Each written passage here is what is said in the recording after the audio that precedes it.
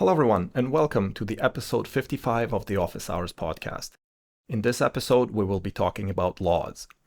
Mo brought us a list of laws, 9 of them. We only managed to talk about 5. And we talked about Brooke's law, Goodhart's law, Hyrum's, Conway's, and Linus's laws. And whether you know them by name or by how they are formulated, they probably affect your programming life in some way. And if you want to learn more about them, stick around and find out. Thank you. Hello, everyone, and welcome to the episode 55 of the Office Hours podcast.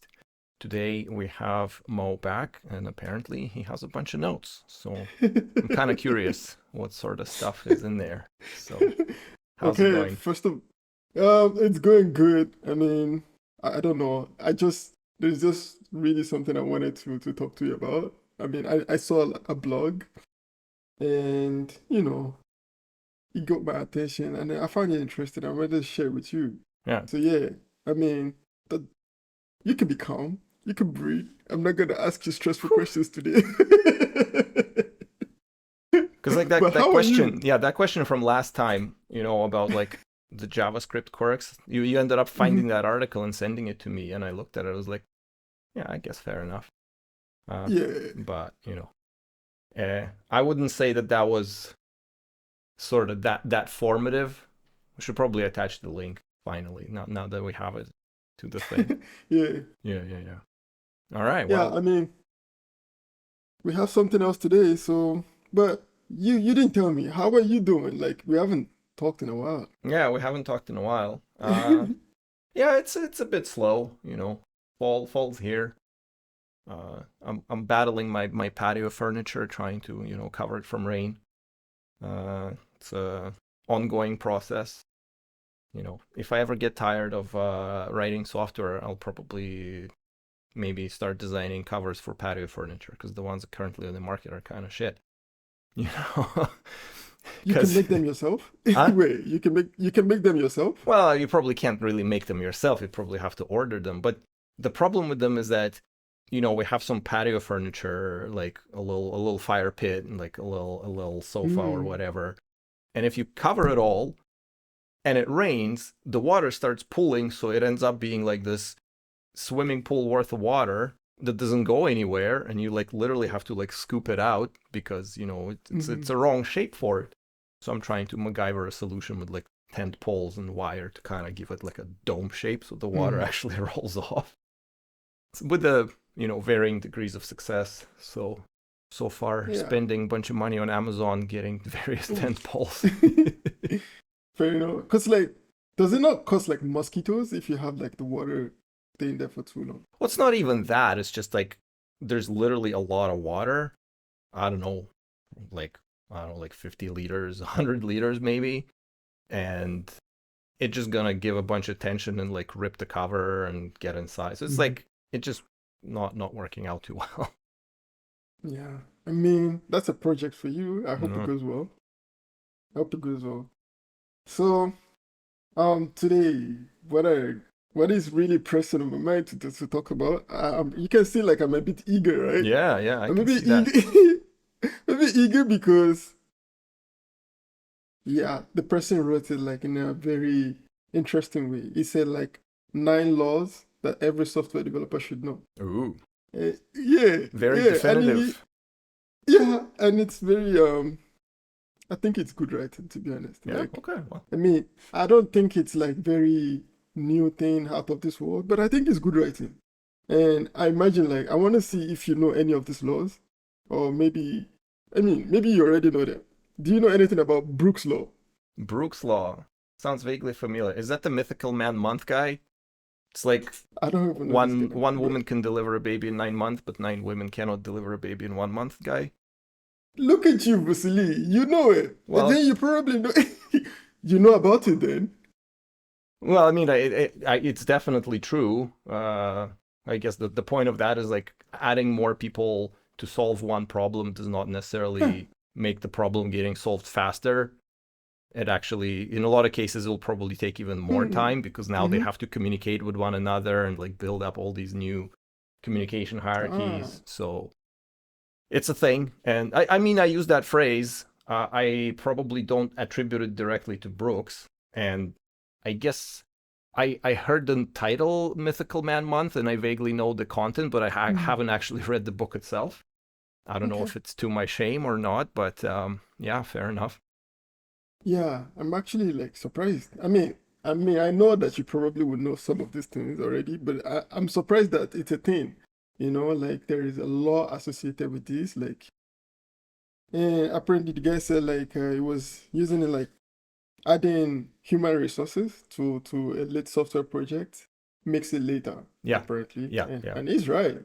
It's like because if you have like more developers to a project, it does not always increase productivity, and it actually brings more risk, you know? And Well, I think it's true. yeah, it's definitely true because you have to get new people onboarded. They could start making mistakes because they're not as familiar with it. They don't know all the quirks. Like they think that something is obvious, but in fact it has some underlying reason why it should be done this way and not that way. They like change some critical piece that they think is trivial. So it takes a lot of time to undo all of the mistakes and train them how to not to do those mistakes. So a lot of time is spent on communication. Now there's more decision making involved in the process. Now there's probably more layers to you know, get things from point A to point B. Because anytime you add more people, you inevitably at some threshold have to add some sort of management layer, because once the group gets bigger than like 5 people, you need somebody to Mhm. coordinate them together. So now there's like additional time in translating the information back and forth, and there's like tensions. Like yeah, it's totally a thing. And there is one book that I did read. It was the one describing like so-called death march. I think it was like was it Microsoft when they're trying to deliver something.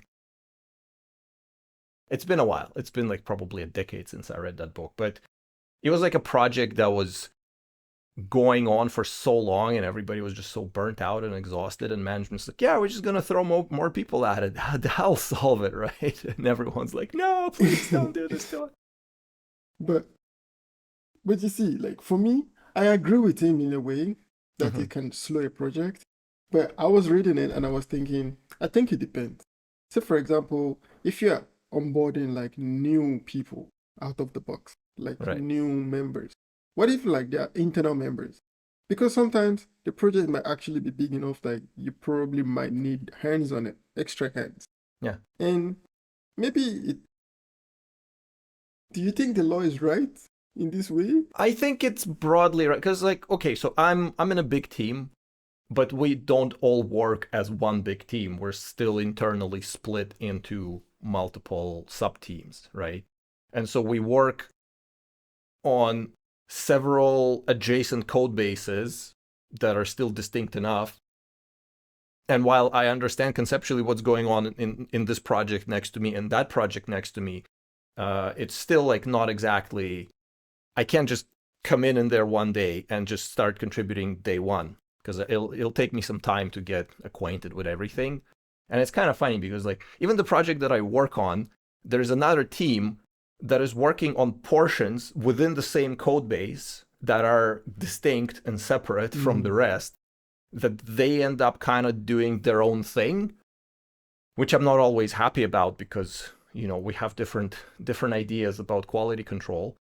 Um, but we contribute to the same code base, but there's two different teams, and because they are trying to deliver something in a fairly short amount of time, we don't even interact that much. So if I was to be dropped in the middle of what they're doing, I'd be like, okay, it's gonna take me some time to kind of get acquainted with everything that's happening here.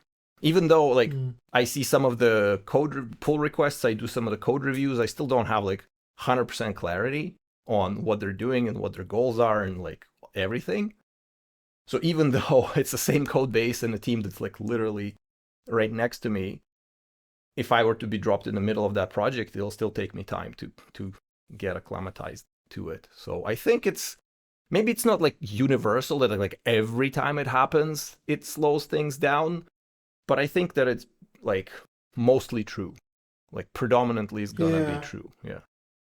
yeah, I think to a point. I guess I'm just trying to find a loophole in. I don't want to think that it's a real thing, Like the guy wrote it like 10 commandments or something like that. Yeah. And I don't want to think it's a real thing, but it's mostly true. I was thinking about it in the sense like Yeah. I think some it's a law like derived from empirical observation. So it's probably not universal, but it's close enough that it's like, you can just take it on faith that I think so. nine times out of 10, if you try to, I think maybe if it's happening, if new people are added in the middle of the project that is kind of like not under some heavy deadlines, I think it mostly applies to when it's done as a measure to get enough speed for the project that is behind, where the timelines cannot be adjusted. It's like, we need to deliver it next month, so here's like 5 more people to help you do it. Definitely not going to deliver it in the next month, right? If it's like, oh, we need to deliver it like 6 months from now, here's some extra people to help you out, that is going to be not as noticeable, because the amount of time it takes for people to acclimatize and start being productive is well within the final length of the project. But if you're on a short deadline and you throw more people at it, you're guaranteed gonna like blow right through the deadline, like pretty much every time. You know, I agree with you, but again, just me trying to find the loophole, right?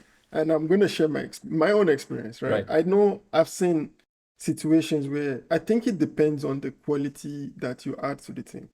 Because I've been in a project where there was not a lot of us, like hands in the team, and we had like multiple projects and multiple deadlines at the same time. And at some point, we had like a staff dev come work with us in our team, and he was able to like help us with one of it, you know. So I feel like in this case it worked. And also, even right now, like I've also been in another team that I feel like me being there made the project faster. Like I was able to take on like bulk of the project, bulk of the work, and I was able to help them to finish fast. So I think it's possible. I think in this case where he's talking about it, it's like people with lesser experience. Yeah, I think if you And bring in like specialized expertise for the thing that is clearly lacking in terms of like skill set, like if there's nobody on your team that can do the thing X, and you bring somebody from the outside who's specialized in thing X, that might speed things up quite considerably, because they don't have to learn the tool. They can just come in, look at, like, see the lay of the land and be like, okay, here's what we're gonna do. But broadly speaking, I think that is it's about teams who are already in a crunch, who are already like very close to their deadlines, and in this case, adding more people is going to exacerbate the problem. Specific instances like the deadline is still far away, or if it's like one person or one person for specialized knowledge or something, it's probably not as bad.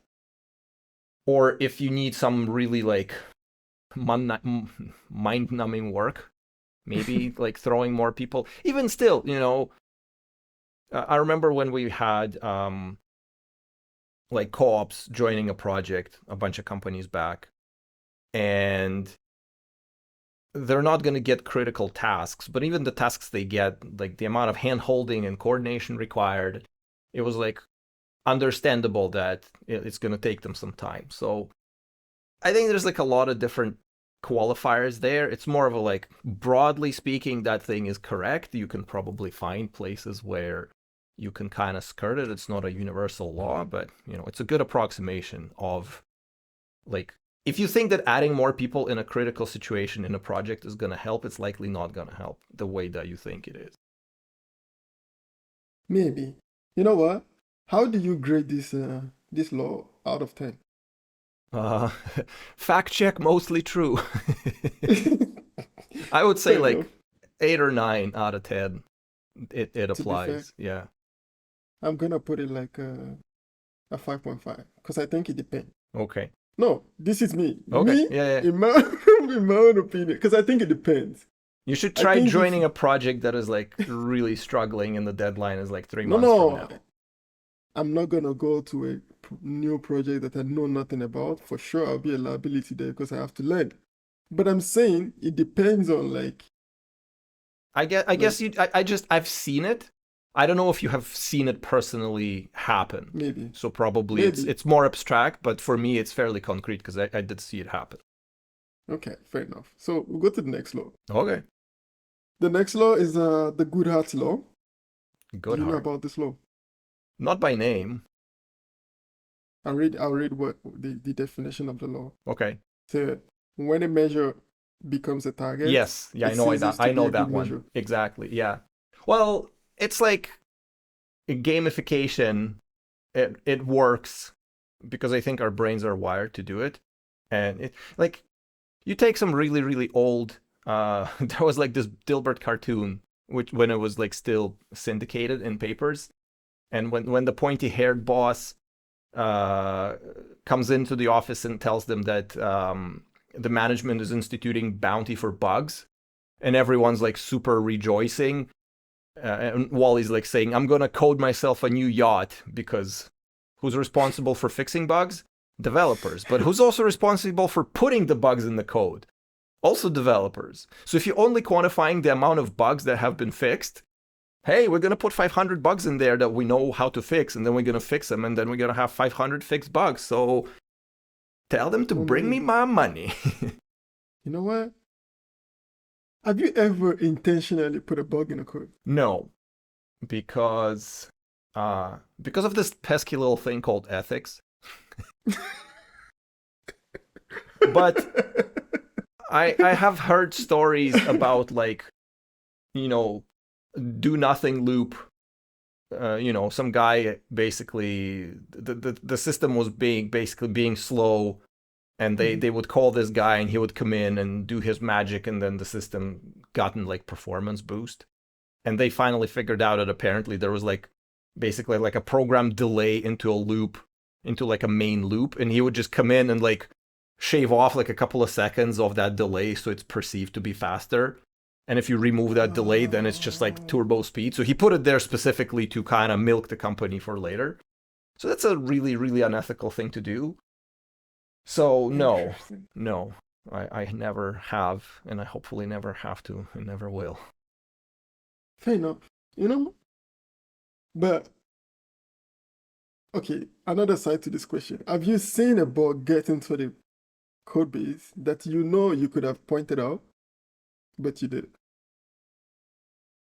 That one is tougher because like I've seen some bugs where I thought like that could manifest under these conditions, and the likelihood of these conditions occurring is very low, so it's probably okay.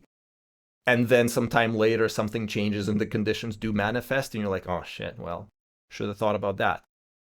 Yeah. But it doesn't have really like a malicious intent. It was more of a, in the moment you gauge the risks and you deem them to be low, but you never really revisit it. Like a right thing to do would be to at least mark it down, create a ticket for it, so at least like it's noted that it is there, and we just choose not to deal with it right now, and we'll try to deal with it later. Whether that later comes or not, that's a different thing, but at least the intention is to do the right thing eventually. Yeah. The reason why I asked this question is because like over time, I've noticed some things. Like I think across different teams, I have noticed like some people when they do like especially during peer reviews, people sometimes do peer reviews like you're doing someone else a favor. Like, oh, I don't wanna send back this PR, It does because happen sometimes.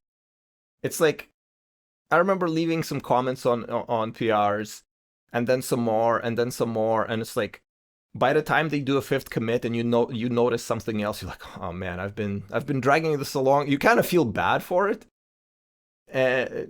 Whether it's a right thing to do or not, sometimes you look at the code and you're like, it's like, yeah, there's a bug there, but or you find something in some commit that is like basically like slated for release, and redoing all the pipelines is going to take like additional 2 hours, and you just look at it like, oh fuck it. So I mean, we're all human. I'm yeah, not a fair enough. robot to just 100% make people fix everything, because again, if we were to do that, it would never get shipped, right? The perfection is the enemy of the good enough. Fair enough. Honestly, fair enough. But I don't know. Like for me, it's really hard. Like I prefer not to see it. I mean, I could like. You're like, I see could. no evil, hear no evil. I prefer honestly if I don't see it, it's fine. But if I see it, it's really hard. I probably will fix it myself. Or Yeah, maybe yeah, I might create a different ticket to fix it or something like this. yeah. I At just least create a I don't ticket. know.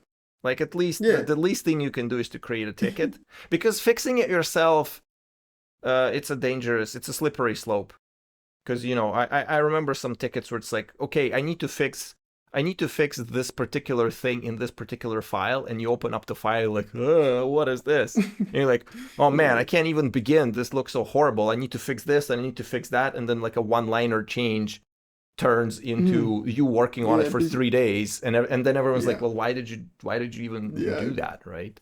Yeah. I mean, you're right. It's a slippery slope, but honestly, I just don't know because I feel guilty, you know? I'm like, I don't know. I'm not able. Sometimes I've been feeling like, what if something happens? What if some, anyway. Anyway, let's not get too far away from the law. Yeah. But because there's one thing I wanted to point out about this law. The guy was like, he said like, I mean, when a measure becomes a target, it ceases to be a good measure. There's one story I wanted to share. At one time, I had there was a manager I was working with at the time, at the point. He had this, um, he decided that, oh yeah, we should improve productivity. And like, so we're gonna count the amount of tickets that you close every week. Yeah. So to me, this was funny, This was funny because initially it looked like people were actually closing more tickets. But you know what? At some point, people started creating tickets for the smallest things. Yeah, of course. Well, why wouldn't they, right? It's only natural. Well, you see, the interesting part is like the corollary to that is there's this engineering phrase like you cannot improve what you cannot measure. Mm-hmm. But the thing is, it doesn't work when the measurement is about the stuff that people do. Like if you're measuring the things that your application does, it's impartial, right? It has no consciousness. It's not going to change its behavior because you start measuring it like in some sort of Heisenberg's cat type of way. But people are different because a lot of things tied to the measurements of their performance or whatever. And of course they're going to game the system. Like it's in their interest. It would be silly to think that they wouldn't. So that's why it's 100% correct. And it's not surprising at all if you think about it for more than a minute. Yeah. I mean, for me, it makes me wonder, I mean, if you have a position like this, how do you then measure productivity in your team? Because you have to measure it somehow. Yeah, that's true. I don't think that it's really tough question, right? Because again, it needs to be balanced. Because if you say, oh, it depends on how many features we ship to production, you're going to ship a lot of features to production, but the overall quality is going to drop, right? Or if you say like how quickly we do it, same thing. You can do things very quickly of really poor quality. So it just needs to be balanced. There needs to be some sort of happy medium between, like quality, speed, and amount, like whatever, quantity, quality, how fast you get there. There's like a lot of factors to it. I think that the question also is, are you actually able to improve things in terms of like, we need to deliver features faster? And I think the assumption there is like, we need to deliver features faster, but everything else remains the same. Right? But I don't think you can, at least with the same people, because they work at a certain speed. They can maybe get like bursts of productivity in certain times, but you can't sustain working in a burst mode. So you have some sort of baseline, the best thing to improve productivity, I guess, is to weed out people who are underperforming by choice or whatever and get rid of them to elevate your baseline up. Fair enough. But I don't think I that guess. you can continuously boost the baseline. Like even if you offer them like twice the salary, okay, they're gonna tear ass for like a month or 2 or 3 or 5, but eventually it's not gonna work out, right? So like bursts of improvement like that are like before you change the performance qualities of any individual developer, you have to make sure, I guess, that all of the processes are aligned and well oiled, that you cannot get any process improvements. Like if it takes you 2 levels of coordination and a director's signature to ship a feature to production, you can hire 25 super rockstar developers, 10x, 20x, whatever. It's still gonna get bogged down through bureaucracy, and like nothing is gonna really make a difference, right? I think you kind of have to look at it. There's I think I mentioned it on a previous podcast, but there's a great series of books by this author called Eliyahu Goldratt, who came up with the theory of constraints, and he came up with it in a manufacturing setting, like a factory producing widgets. But he basically talks about like finding the slow parts of the chain that slow everything down and like focusing around those, right? So like before before you address the people, you have to kind of address everything else, and then that would be sort of your last resort. And measures will be gamified because of course they will. So you can't really trust them as much. Either they have to be invisible, because I think the crux of that thing is that once they become known, once a person knows what they're measured on, that's it's like grinding lead code. It's like, hey, if I know that if I go for Facebook and they're gonna ask me one of these 25 or 250 questions, if I memorize all of the 250 answers to those questions, then my chances are 100%, because I know exactly what they're gonna be asking me. Like, why wouldn't I optimize for that? You know, I think it's similar, but there are some differences. Because, and from my point of view, this is what I think. I think, like this guy is saying, I mean, he made a point like this. I think we productivity has to be measured in some ways, but it shouldn't be fixed, because I think it should consistently change based on where you are as a team. For example, I think, like you said, whenever you have like a new measure, there's usually like a boost somewhere, like if you say, everyone says like, oh, we want to start measuring productivity by the number of tickets you finish. At some point in the beginning, you will actually get the correct measurement. Like, and over time, Yeah, that's true. and now people start to. So I think the solution will probably be to consistently change it. Yeah, but that's so much Depend. overhead, right? Like if and the thing with measuring of performance is that in an ideal system, you have to give people feedback about how they're doing, right? And if you're constantly changing how you measure the things of how you're doing, it kind of brings back, I don't know if it's exactly the correct analogy, but this is what popped up in my head, so I'm just going to say it. But a bunch of years back, I remember signing up for like a workout program in a gym. And one thing that was I realized it later, is that every week you would do different things, different exercises. Every week there's like some new list of things that you're supposed to be doing this week. I mean, it's still like targeting similar areas, like you do like, I don't know, legs, chest, whatever. But because they're all different exercises, you can't see long-term improvement. Because every time you change the exercise, your baseline is obliterated, right? Like if you're doing squats every day and you mark it every day and you see the line go up every day, you understand where you are and how fast you're improving and if you're plateauing. But if you like every week you do something different, you have no idea whether or not you're improving or not. So that's not a good thing either, I would say. Yeah, there's a contour. I see. Anyway, I think there's a con to it, but I think generally, for me, in my opinion, I think the law kind of speaks on Oh, that its one facts. is 11 out of 10 true.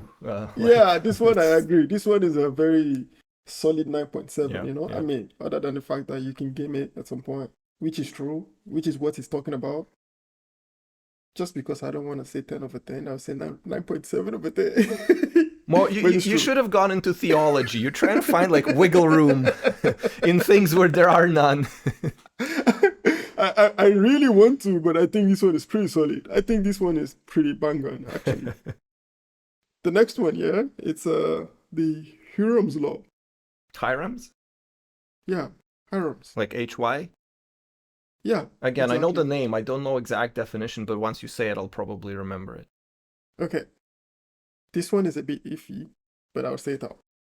With a sufficient number of users of an API, it does not matter what you promise in the contract, all observable behaviors of your system will be dependent on by somebody. I can give you more context to what it's saying. Yeah, I think I know what it means. I probably haven't heard that one before, at least in expressed that way. But okay, yeah, go ahead. Yeah, so it was saying like as your API gains more users, people will start relying on behaviors of the designers that the designers didn't intend or document. So basically, he was talking about like maintaining backward compatibility and managing expectations as the systems grow and evolve. And maybe you might have to rely on someone at some point because this person becomes like the expert Yeah. and Well, and that's stuff like this. 100% true. And the one Hmm. illustration that I can give to that is, um, do you know why there was no Windows 9? It went Windows 7, Windows 8, and then Windows 10. Because nine is not. Wait, what? Just this is not true at all. But There there was was a no rumor Windows about 9 as a why. You know what? Why? Why? Tell me why. Because the reason I was gonna give you is shambolic. But tell me why. so I mean, Microsoft is famed for their backwards compatibility. Like you can run really old software. In fact, I remember downloading a copy of like Free Cell Solitaire from Windows 95 and running it on my current computer, and it Huh? works. Like the exe file, like the binary for the old Windows, runs perfectly fine on my computer today. So the backwards compatibility is Interesting. crazy in Windows. And apparently, Interesting. if you follow Raymond Chan, he was one of their principal engineers and he has a blog where he talks about all this stuff. There, in a lot of programs, there was auto detection logic that would look at the Windows's product name, and if it would detect a 9, it would assume that you're either running Windows 95 or Windows 98 because Oh. they only check the 9. So if the product name were to be Windows 9, those programs would detect a completely different API set and break. So they basically said, wah Ah. wah, have to skip this one. Interesting. Ah. So that's the kind of Interesting. thing, right? Because maybe that wasn't the That's right way to determine what you have available to you in terms of various APIs that you can use. Like differences between, like, let's say Windows 95 or Windows NT or Windows 2000 or Windows XP. But people were using it this way, and now you're stuck with it. You kind of have to work around it, and there you go. So hmm. again, proven pretty Yeah. pretty Yeah. easily. This is a good one. How do you score this law? Was that the high? What's this? Hyrum? Hyrum. Yeah, Hyrum, yeah. Hyrum. That's an interesting name. I know that there was a guy way back when named Hyrum Maxim, and he's the inventor of the Maxim machine gun, which was really popular circa World War One.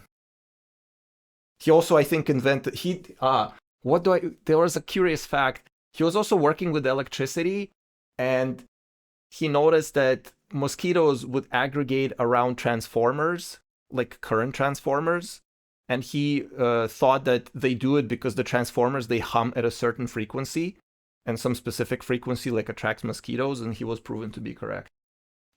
So I mean, that's genius. that has nothing to do with anything that we're talking about, but whatever.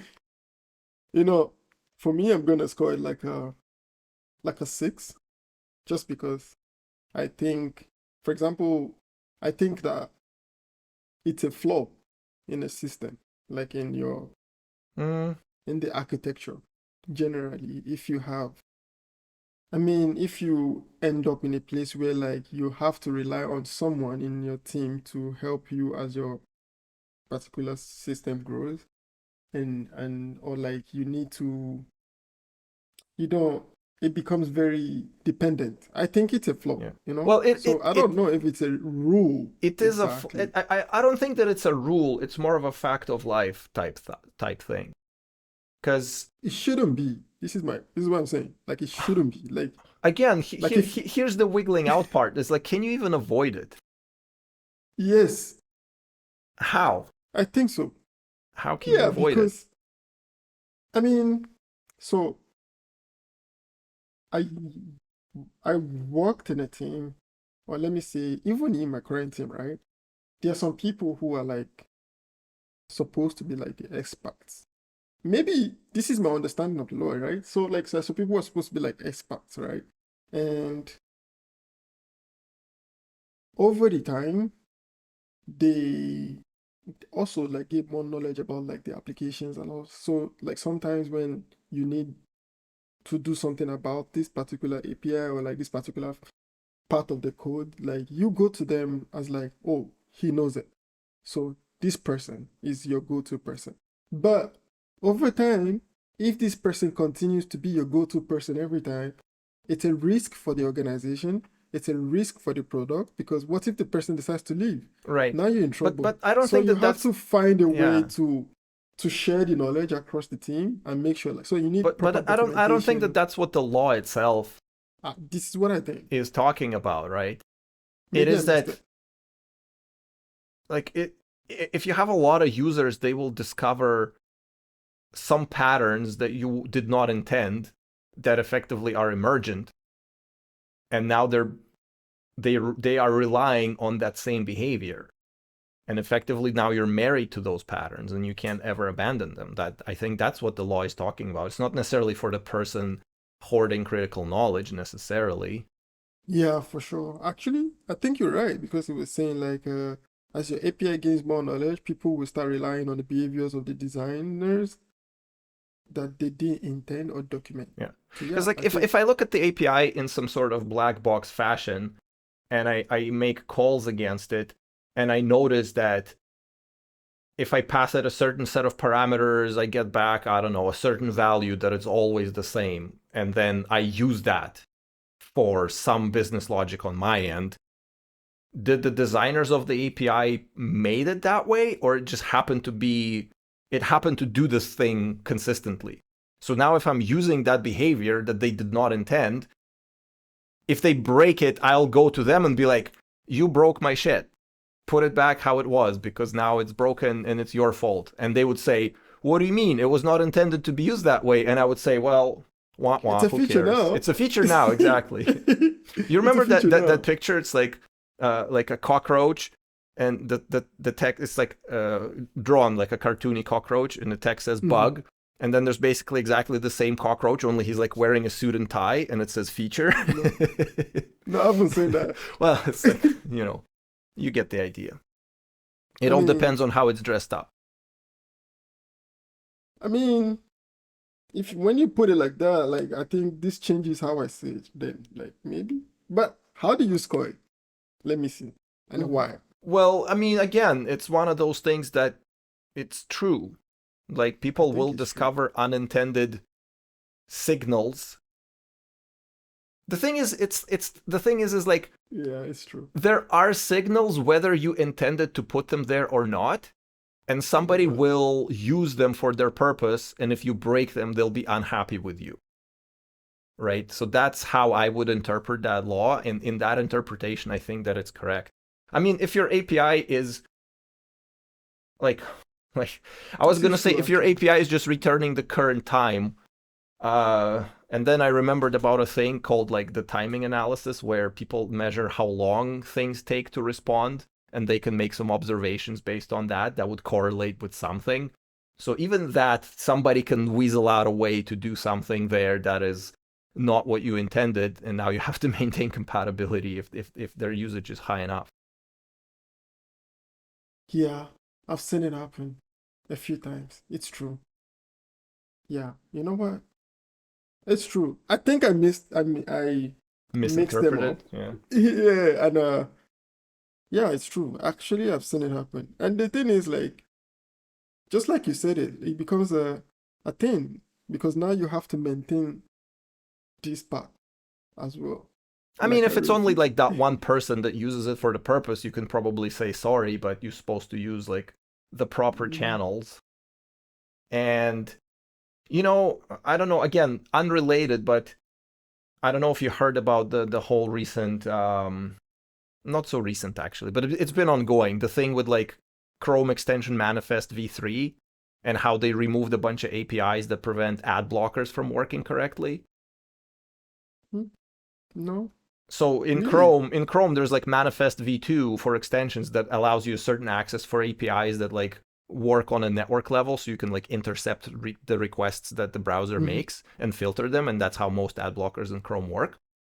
And since ad blockers are bad for business for Google, they're basically pushing this new API that removes all of those, and people are not very happy about it. And they're like deliberately breaking backwards compatibility because it goes against their business, and they're choosing to do so at a risk of like angering a lot of people. Um, so it's not like people use these algorithms by accident or these APIs. Maybe they weren't meant for that use, but people thought like, hey, if we use those, we could reliably achieve ad blocking. And Google like, oh shit, we gave them a little bit too much freedom to do stuff, and now we have to roll it back, and everyone's gonna be pissed, but they're doing it anyway. So Yeah. You know, it's true. I'll put it at a 9.7 as well. I think it's a very, I think it's true. I've seen it happen like a yeah, few times. yeah. So I think it's a really true one. The next one, Is it number uh, 4 now? yeah, this is number 4. Yeah, we probably won't have time to go over all 9, but maybe we'll do the rest for the next time. Yeah, and I really would have liked to do it, but yeah, we could keep it for a part 2. Conway's Law. Conway's Law. Yeah, that I know the name definitely. Which one is that one? Okay, remind me. I'm never Okay. good at knowing them by name. Any organization that designs a system, Yes, it's the w- like the team communication thing that like replicate you're the really software good at this. replicates the communication style How of do you teams. know these things? I've been How? I've been around the block a time or two. You were just like studying laws or like I mean you know they exist, but I never knew there was like a law assigned to it. Like it's not this documented. So I think this one states that software design architecturally replicates the organizational design in terms of its teams, Yeah, which I pretty much. think it's true. I mean, we have a team that provides an API aggregator for all APIs, and they're their own thing, and we have to go to them and talk to them. So they're like two separate things that communicate. Do they have to be? Maybe, maybe not, but that's how it is. And I think it probably made even more sense in a time where, you have your backend people and you have your dedicated database people and this and that. And now you're like throwing data analytics into the mix. They're going to be their own crowd doing their own thing, using their own tooling. And then you have to go to them to give them stuff or take stuff from them.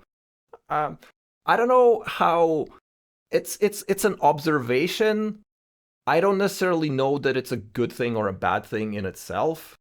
It's just like if you start tracing why the software is designed a certain way, you're probably going to arrive at the fact that different teams were responsible for building different pieces. But okay, well, fine. So what? Sort of. It never really Yeah. bothered me in a sense that like, oh, we have to do something about it. Rubble, rubble, rubble, rubble. So yeah, it exists. About a while ago, I asked you a question about how would you structure your dream team? Yeah, I Like, remember that. Yeah. do you have a different answer now? No, because I would structure a team in a way what that is comfortable to work. If that happens to produce structure that then affect the way that we build and architect our software, sure, okay. I don't see it as a problem. It's an observation about how things are, but I don't think that there's like a value judgment attached to it. It's just how things are. Is it good? Is it bad? It never affected me in a way where it says, "Oh, damn it, damn the Conway principle is striking yet again, Yeah. making everything terrible." I mean, okay, fair enough. Sometimes it does. Sometimes it does. But it does it not necessarily always on a technical level, but in having to deal with the teams that you'd rather not be dealing with. That's the kind of where the problems arise, you know? Yeah. It's like, But oh man, like I remember a bunch of years back, it was like we had the ops team, and anytime you needed any kind of compute, you would go to the ops team, and 99% out of 99% of the time, they would give you not something you were asking for, but something completely different and like crappy in many ways. And it would take them like 3 weeks to redo it. So you just kind of be like, God damn it, I'll just have to use whatever they gave me.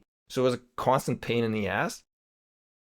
you And so know, coming back to the question about mm, productivity, if you were to fire that lot, the productivity would have skyrocketed immediately. So there you go. you know, I remember like one time, one time we were talking about DevOps, Yeah. and now I think you were referring to them as the ops team. In Gen Z language, this means opposition. So like No, that it would be doesn't really oppo. need. That would not necessarily be No, ops. literally, you said the ops, like No, no, but opposition is oppo though. It's not ops. Ops is like but operations. see, I'm the one putting you on here. You know, this lingo. Stop the cap. I'm the one putting you on here. It's not like I know it anyway, but I'm telling you, like ops means like the enemy. Okay, I'll concede the point. Yeah. Anyway, but yeah, you're totally right. I think I also agree. But the thing is, like, I think this might be the reason why, like, why maybe you have like team restructure, like, a bit often. And I was curious to ask you also, like, how often do you restructure your own team? I think it depends. Like, I think it's a good thing to do every once in a while. It can be disruptive as well, but sometimes it's necessary. Like we're heading for a team restructure in a sense of like reporting structure, because like managing 5 teams is more complicated than managing 3 teams with the same Mhm. like total people. So I think we're gonna reorganize in a way where like we just shift stuff Yeah. around and like join teams. And I think the other thing too is as people move across, sometimes because they keep their knowledge with them, they still sort of diffuse their efforts in like helping their previous team. So lines get kind of fuzzy between responsibilities of different teams because you just have shared expertise on both ends and they kind of cross pollinate and yada yada yada.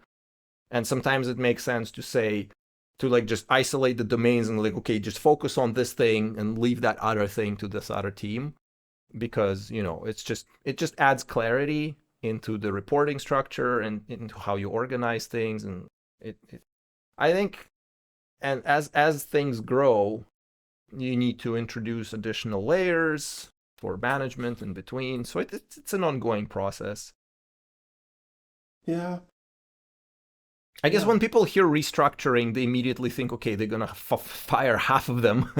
So that's what No, restructuring normally means. But if you go for its original meaning, where you just like shift things around, but like keep the parts of the whole, you just restructure them in a different way, then that's fine. for me, I mean, it helps me. This talking about this now helps me to understand better. Like for a while, I used to think like stability over team also helps to improve the quality of work. Like if you work in a team for a long time, you understand how everybody works and like you're able to probably produce more things over time because you Yeah. kind of understand each other. But just thinking about this now, it helps me to understand like why sometimes like you have like, especially when you're about to start like a new contract or a new project or stuff like this. I think it starts with like, we are organizing like the team structure in a Yeah. way, and I think I understand it better now. I think it really depends on the trajectory that the team is on. Uh, because if the team is a well-oiled mechanism that like works well together, there's very little friction. Not touching that is good. Like everybody knows where they are and what they're doing, and you have consistency in output and all these different things, and you can be like, okay, if we give these guys the tasks, we know that they're gonna get done. On the other hand, if there's problems within the team and you like for sake of stability you leave it the way it is, it's just gonna keep deteriorating, Mm-hmm. right? And Yeah, fair enough. so you kind of have to look at where things are and then make a decision, because sometimes if you have a person that's not like helping the whole team overall, it's like one person can be just dragging the whole thing down. So you restructure, you shift that person around. Maybe they'll do better on a different team with different people, and the situation changes. So again, I'm not a manager, and I can only speak about these things from like the other side, from how I perceive it. So I could be full of shit again from like a management perspective in terms of these things. No, So I don't don't think so. don't take my words as gospel, but that's what I think about it. I I agree. Honestly, I mean, for me, I think I agree for the most part. So I think I only just think that maybe, like you said, there are like some conditions. Like if it's working, good, don't touch it. But at the end of the day, it kind of proves the point of this law anyway. Like it literally affects like the product that the structure of the team mirrors like the product that you build from it, like in a way. So I think this is a maybe like a 8.5 for me. That you know. works. Yeah. Yeah. For you, where do you Uh, put it? I don't know. I wouldn't necessarily. I think it's true. Like I don't think that there's like partial grade that it gets, but for practical purposes, it to me at least it doesn't matter too much. It would be interesting to hear an opinion of somebody who actually has like an axe to grind against this concept and be like, oh man, how many times did this screw me over for whatever reason? But so Yeah, far it'd I be nice to haven't. know. Yeah, I haven't heard that as applies to this particular empirical observation about the nature of architecture and team structure. I would want like if you could put a number to it though, I mean, like put a to me, number it's true. I to would the say, to the like, trueness. Put a number to the trueness, because like there is like 100% true, and then yeah. there like a few Well, percent I true. mean, we can get into nitpicky details. If it's like a one-man project, then how would you even quantify it, right? But I think it talks about organizations with like a lot of headcount, where there's like a bunch of different teams.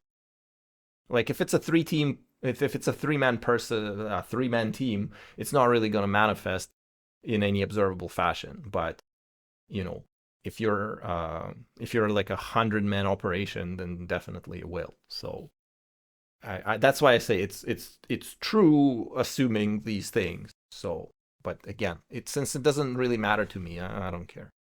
No, no, I would like it to matter to you, Vasily. Why? So yeah, just Not, for the fun of the conversation. But not everything should but matter. It's like but if I agree that it exists, but it doesn't really affect my life.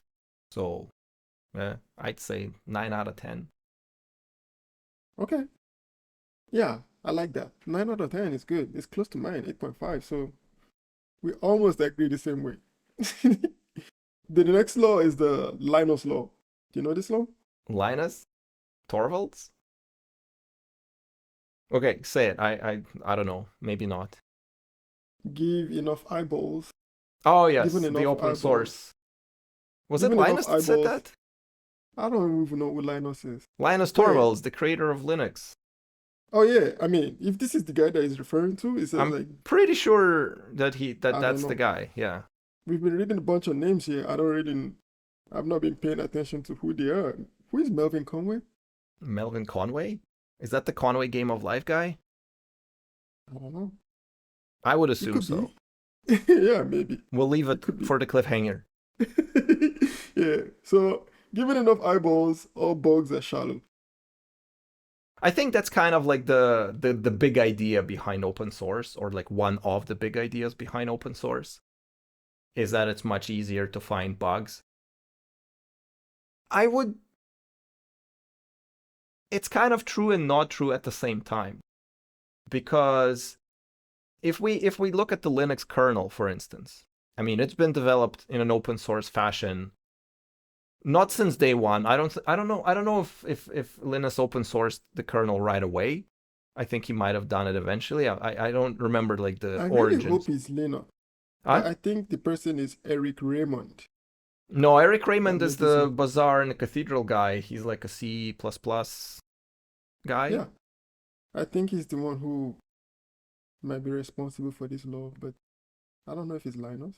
But Well, I think that that's a good question. In terms of attribution, I'm not sure. I was thinking Richard Stallman, maybe, but it could have been Linus Torvalds for all I know.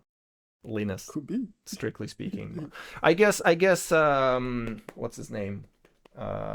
Stallman's name is kind of out of vogue. For whatever reason, I still don't get it. But whatever. So that's one of the big ideas behind open source, is that if you have development in the open, people will point out bugs and they have higher likelihood of being fixed, which is conceptually it is true. The one problem with that is, like, if we look at the Linux kernel itself, I mean, it's a very complicated piece of code, and there are domains that are usually governed by like a single person, like, I don't know, some driver for, I don't know, Ethernet driver for Intel family network adapter. There's going to be like one guy who knows everything there is to know about Intel-based network adapters. And if you're not a specialist in the area, yes, you can look at the code. Can you necessarily say that this is a bug or not? That's the part where it kind of starts falling apart a little bit. And also, how many people are there actually have the time and skill that they are going to be spending going over open source code if they don't have like a direct reason to do so? Conceptually, yes. The more people look at it, the more people will notice if something is off. Fair enough. That's kind of like the it's the inverse of the Swiss cheese model of security. Like, the more layers you put in between, even though they have holes in them, the more layers there are, the more likely they're gonna defend against the attack. That's like the Swiss cheese model, and this thing is kind of an inverse. Like, the more people are looking at some piece of code, the higher the probability that they're gonna find something and it will eventually get fixed. So in theory, yes, 10 out of 10. In practice, maybe 6 out of 10, I would say, because it takes a lot of effort and specialized knowledge. And people who have the time and who have specialized knowledge are probably going to be, selling their expertise elsewhere a lot of times. Unless it's a hobby. But given all of the disclaimers, it just shrinks the pool of eyeballs quite significantly. Mm. So, yeah, it's still true, but in practical terms, the outcomes are not going to be as glorious as you might think by just taking it at a face value. Like, at a face value, you would think that Linux should have no bugs because, how many people are subscribed to that repository in Git, right? And like, look at the code. Still ton of bugs because only some of those have specialized knowledge to actually understand what is a bug and what is not a bug. But in theory, it's perfectly valid. I agree. In theory, it's perfectly valid, but also in practical, I mean, you're looking at it from the open source perspective. I'm thinking of it like in merge request or pull request. I don't know how you prefer to call it. But Right. this on this level, I think the more reviewers you have for a certain PR, Yes. the the better it is to, I mean, more chance of you actually finding Yeah. bugs. Yeah. I think there's also a certain law of diminishing returns. Like, it's definitely better to have one reviewer than no reviewers, and it's better to have two reviewers than one reviewers. But is it better to have 100 reviewers? Yeah, you have to find a sweet spot. Yeah. So, but usually because the teams are usually float around like 4, 5, 6 people, if you just ask everybody on the team to take a gander, it's probably like just good enough, you know?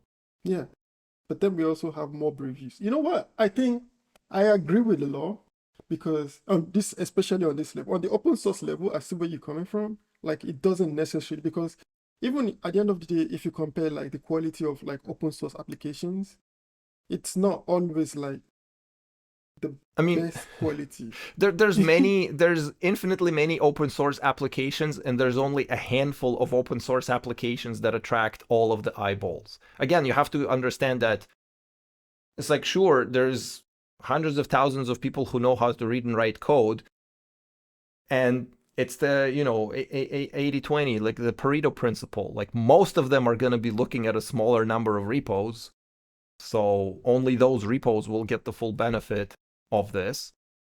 Yeah, And on the open source level. yeah, it's like, unless you're like, I don't know, Linux kernel, the amount of people who are going to be looking at your repo, unless they are directly interested in looking at it because they are using it and they're encountering things and they like them fixed, like, yeah, there's not going to be that many people looking at it, even though it's open source. So, but again, in theory, 100% correct. Yeah, I agree with like in theory, 100%. But for me, on my own side, just because I'm looking at it from like the pull request point of view, Yeah.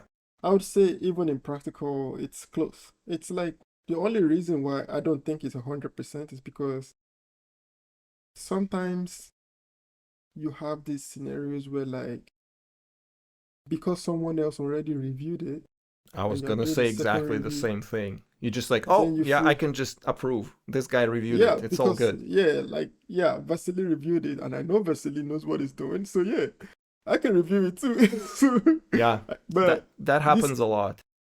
yeah, so this is the only reason why I would say um the only like loophole. So maybe I would give it like a very stronger 7.8. I would Like say, to I would me, just say 8 out of 10, which yeah, is still I, pretty good. yeah, it's pretty good. Honestly, pretty good. But yeah, that's just the. Do we have like one more? Can we Oh, take one more? we should One more? probably defer to the next, because we Okay. went over 5 out of 9, right? So Yeah, there's 4 yeah. So remaining. yeah, we'll That keep should them. be We'll a keep good them. next one. So like, Yeah. in a world where there are 4 more rules, stay tuned for the next one. Exactly. Exactly. Anyway, thank you, Vasily. Thank you for your time. Thank you, Mo. Thank you for bringing this. It's been fun. It's kind of interesting to know that I know these things, just not by name. Interesting, actually. And yeah, for all of you who are with us, what do you think? Leave a comment about, have you been touched by Conway's law inappropriately? Let us know in the Yeah, comments, and that'd be we'll nice to see you all know. next week. Have a great day. Bye. Bye.